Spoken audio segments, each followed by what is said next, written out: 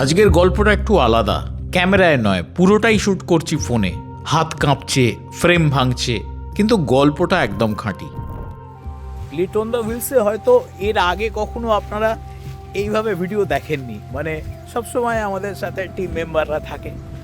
আজকে এখানে এসে আর থামতে ইচ্ছা করলো না, মনে হলো না যেরকমই ভিডিও ফুটেজ আসুক, আমি তো একটা ভিডিও করবই, তাই ভিডিওটা করছি।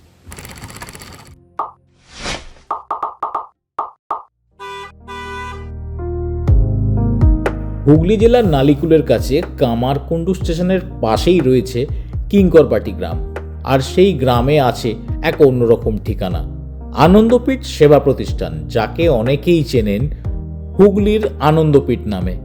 আমার এক সাংবাদিক বন্ধু মৌমিতার কাছ থেকেই প্রথম শুনেছিলাম এই জায়গাটার কথা।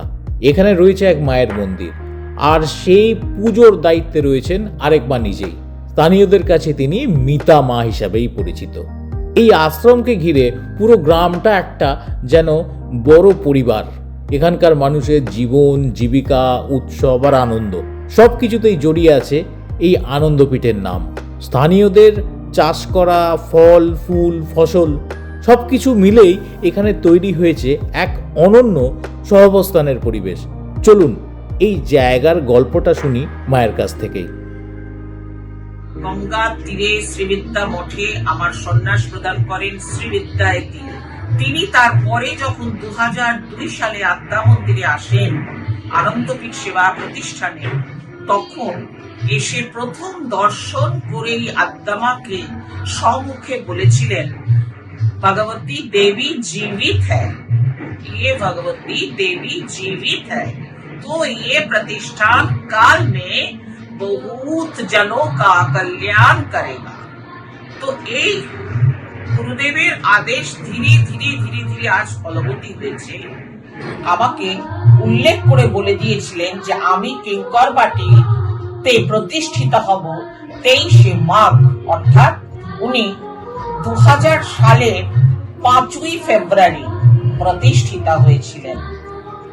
আর তার সঙ্গে এই পীঠের নামকরণ তিনি শুনিয়েছিলেন, বলেছিলেন দক্ষিণেশ্বরে আমার অধিষ্ঠানের ক্ষেত্রের নাম আদ্যাপীঠ, আর কিঙ্করপাটির এই ক্ষেত্রের নাম হবে আনন্দপীঠ। আজকে 40 বছর আগে যদি আমি বলি, অত্যন্ত দারিদ্রতা ক্লিষ্ট ছিল এই গ্রাম। নিত্য দিন এদের খাদ্য জুটতো না, এদের পোশাক ছিল না, আশা ছিল না, এদের কোথাও যাওয়া, কোনো স্থান ভাবতেই এরা পারতো না। তখন দূর দূরের মানুষের থেকে আমি এগুলো সংগ্রহ করে এনে এদের দিয়েছি, কিন্তু আজ এদের সব রকমই স্ফীতি ঘটেছে। মিতা মায়ের কাছে আশ্রমের গল্প বা এখানকার ইতিহাসটা জানার পর চলে গেছিলাম মন্দিরে। দর্শন করলাম এখানকার ত্রিমূর্তি বিগ্রহের। আজ যেহেতু বার্ষিক অনুষ্ঠান, তাই পুজোর ব্যাপারটা কিন্তু অন্য দিনের থেকে একটু স্পেশাল ছিল। যদিও আমি পুজো অর্চনা খুব একটা নিয়ম কানুন জানি না বা বুঝি না, কিন্তু এই রিচুয়ালগুলো আমার বসে দেখতে কিন্তু দারুণ লাগছিল। একটা অদ্ভুত শান্তি ছিল পুরো পরিবেশটার মধ্যে।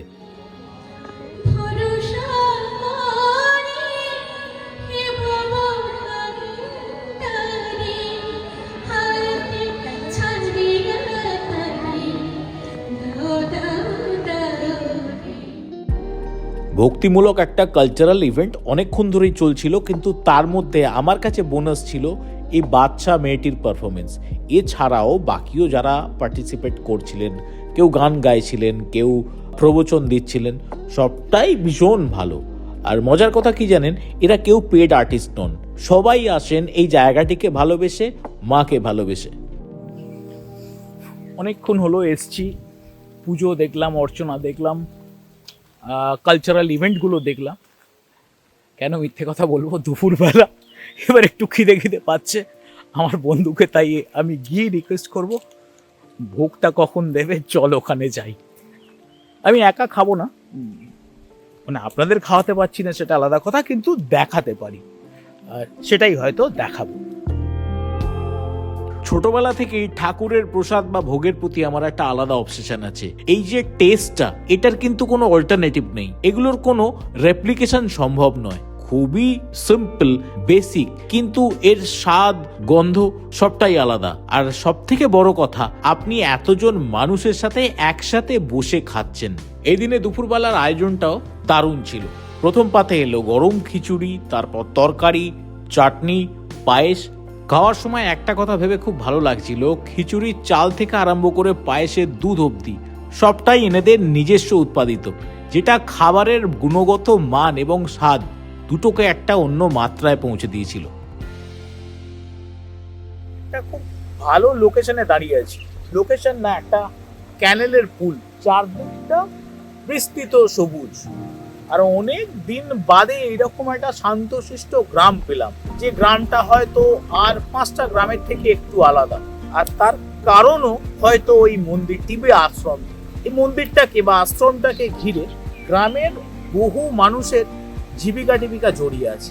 ধরুন এখানে যে ভোগটা আজকে রান্না হচ্ছে, যেটা দেখলেন বা মানুষজন খাচ্ছে, সেগুলো কিন্তু সমস্তটাই এই গ্রামের মানুষজনরাই এনে দিয়েছে। গ্রামে সবজির চাষ হয়, ফুলেরও চাষ হয় এই গ্রামে।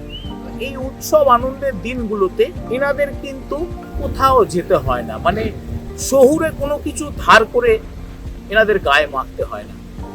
পুরোটাই সম্ভব হয় এই মন্দিরটাকে ঘিরে। যেরকম আজকের এই অনুষ্ঠানটা, বা শুনছিলাম দুর্গাপুজোটা খুব ভালো হয়, দোলের সময় দোল, এইরকম। তো ঘুরতে ফিরতে একবার ডিটোরিং এও আসতে পারেন, ভালো লাগবে। এই গ্রামের পরিবেশ বলুন বা মন্দিরের পরিবেশ বলুন, আমি নিজে খুব একটা পুজো অর্চনা এগুলো জানি না, কিন্তু তাতে এরকম কোনো জায়গায় এসে নিজেকে কানেক্ট করতে আমার অসুবিধা হয় না। আমার বিশ্বাস আপনাদেরও বোধহয় অসুবিধা হবে না। নিতান্তই সাধারণ একটা গ্রাম, আর ততটাই সাদামাটা মানুষজন, কিন্তু সবাই খুশি, সবাই আনন্দে আছেন এই জায়গাটাকে ঘিরে। হয়তো নিজেদের ভালো রাখার তাগিদেই এই রকম জায়গায় মাঝে মাঝে আসতেই হবে। আমি তো আসবো। আমি ভিডিওর ডেসক্রিপশনে এনাদের ফোন নাম্বার, অ্যাড্রেস সমস্তটা দিয়ে রাখবো। আপনারা আগ্রহী হলে কেউ যোগাযোগও করতে পারেন, আর নিজেরা যদি ঘুরতে চান তাহলে তো কোনো কথাই হবে না। ভালো থাকবেন, দেখা হচ্ছে পরের এপিসোডে।